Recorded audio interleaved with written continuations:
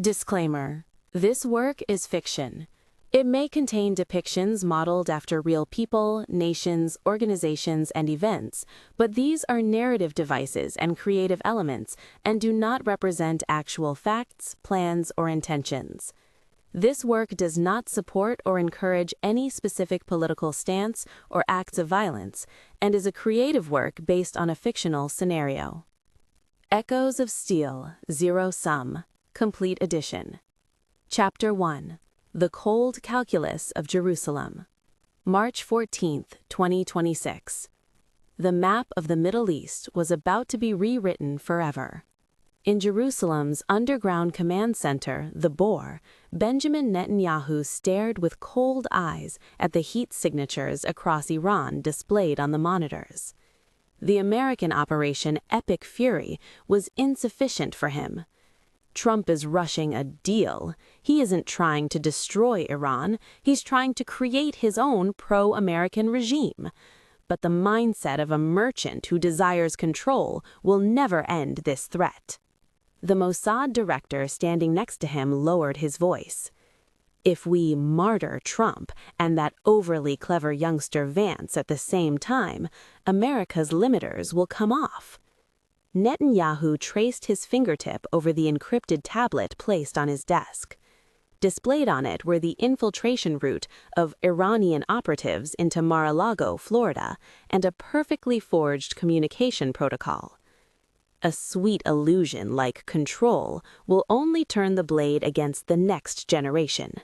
What we need is absence, the physical eradication of the threat itself. Chapter 2. The Trap at Mar-a-Lago. Around the same time, the night air in Florida was heavy and humid. On the terrace of the presidential retreat, Donald Trump sat in a golden chair, confident of his victory. JD, they'll break soon. In my term, we'll build a pro-American Iran and make our mark in history. However, Vice President J.D. Vance remained motionless.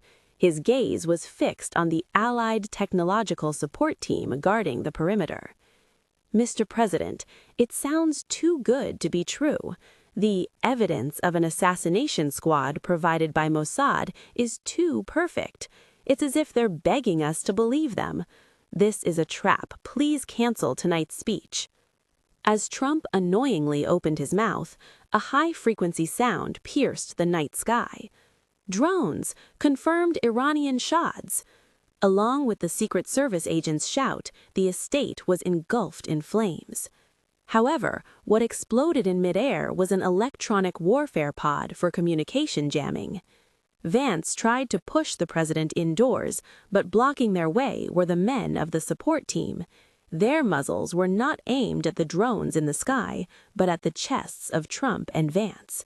It's a pity, Mr. Vice President, you read a little too much into it. Gunshots rang out. That night, the President and Vice President of the United States died simultaneously. Chapter 3. The Birth of God's Spokesperson.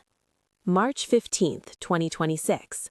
While the entire nation froze in shock, the swiftest and eeriest transfer of power in history was taking place in Washington, D.C. I do solemnly swear that I will support and defend the Constitution of the United States. So help me God. Speaker of the House Mike Johnson placed his hand on the Bible and finished his oath in a voice filled with ecstasy. It was merely 4 hours after the deaths of Trump and Vance were confirmed. The first thing Johnson did upon becoming president was not mourning, but a declaration of war.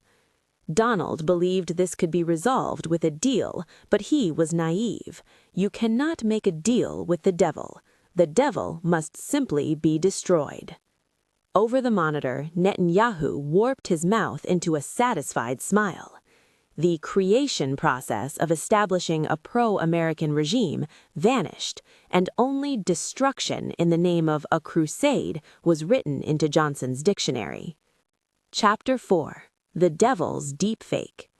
The next morning, certain data began circulating across global networks, an encrypted file left behind by Vance. It contained Mossad's operating logs, forged communication records, the timeline of the assassination plot. If it were the truth, it meant an ally had assassinated the American president. However, there was no agitation in President Johnson's expression. My fellow citizens, an evil lie is currently spreading across the internet. It is a deepfake created by the enemy using AI. It is the devil's temptation attempting to exploit our grief and destroy the bond with our ally. Johnson enacted the National Sacred Defense Act. He cut off communications and systematically purged Vance loyalist bureaucrats who screamed the truth, labeling them as Iranian spies. Whether the evidence was real or fake did not matter. All that mattered was having absolute power to judge evil as God's representative. Chapter 5. Genesis Fire. March 16, 2026, 11:45 p.m. In the White House underground shelter, the Judgment Room, Johnson was connected to Netanyahu on a direct line. "Bibi, preparations are complete. This is purification. Mike, you will be remembered as the leader who made the greatest decision in history." Johnson entered the nuclear launch authorization codes. The targets were Tehran, Qom, Mashhad. It was the trigger to vaporize the very concept of Iran. Seconds later, from a silo in Wyoming and a nuclear submarine in the Arabian Sea, Minutemen III and Trident II missiles ascended, leaving claw marks across the night sky. Chapter 5. The Throne of Ruins. March 17, 2026.